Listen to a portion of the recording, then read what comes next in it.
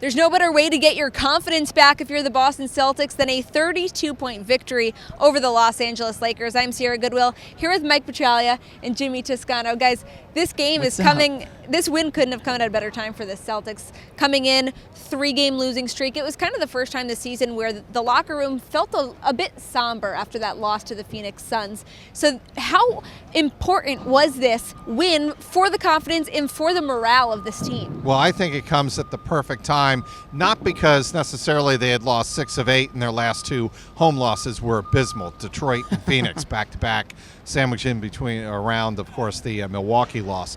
But it was important for the Celtics to get this win with all of their bodies back. Yeah. Knowing that now this is what the healthy Celtics really look like going up against the best team in the Western Conference, as Jason Tatum noted to open his press conference here on Monday night after the game.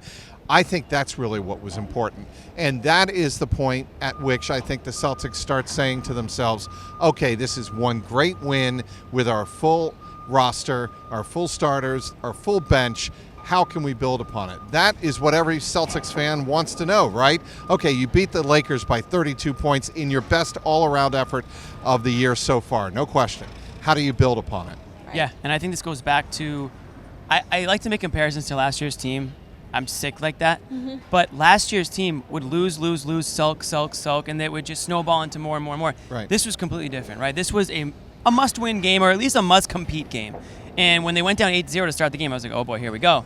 They fought back in the first quarter, and they killed the Lakers. And that was a game that was a statement game, I think, where they were healthy. They came in, and you're saying, okay, this is who they are. As, you know, on paper, this is who they are. 8-man rotation tonight. Brad came to coach. Yep. The players came to play. This is the team that they have. And this was a litmus test, and they, passed with flying colors. Yeah. Enes Kanter was saying after the game that it felt like a playoff game in TD Garden. It also looked like a playoff rotation from Brad Stevens. Excellent point. This is exactly kind of what we're going to see come when the season really matters in the playoffs. But obviously, the first couple months for this team, the Celtics were really exceeding expectations. Obviously, lately they faltered a bit, but how much does this win, a 32-point win with Anthony Davis on the floor, with LeBron James doing his thing, how much does this win raise the expectations for this Celtics team when they're all healthy?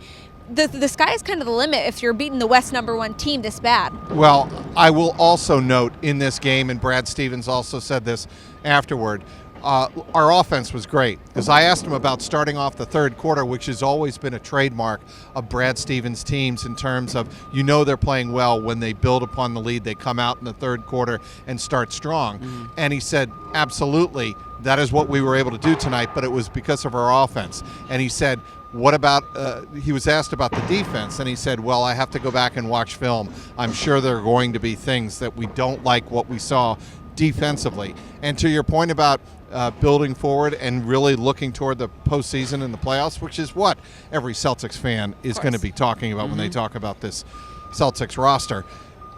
We don't know. We don't know how good this Celtics team is going to be when push comes to shove, playing defense in crunch time. And I think that's what Brad Stevens really wants to see improvement in the second half. Yeah, I mean, I think we're obviously pumped the brakes a little bit. I mean, they beat the Lakers by 30, but they're not 30 points better than the Lakers consistently. Right. I mean, this is one of those games the Lakers looked flat. I mean, Anthony Davis was on a minutes limit.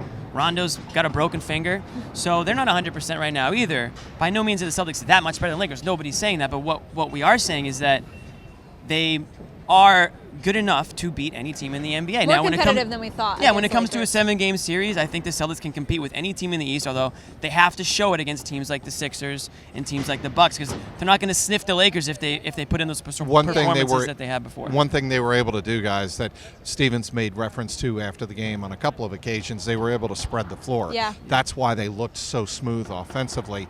And it's teams that cut off passing lanes and get out and defend on the perimeter against the Celtics. That's when you've seen the Celtics struggle this season. Absolutely. And this Garden Report is brought to you by Car Shield. Go to 800-CAR-6000 and mention code GARDEN, or go online to carshield.com and use code GARDEN for 10% off. That's carshield.com and use code GARDEN. For all the rest of our Celtics coverage, head to our website at CLNSmedia.com and subscribe to our YouTube channel at CLNS Media.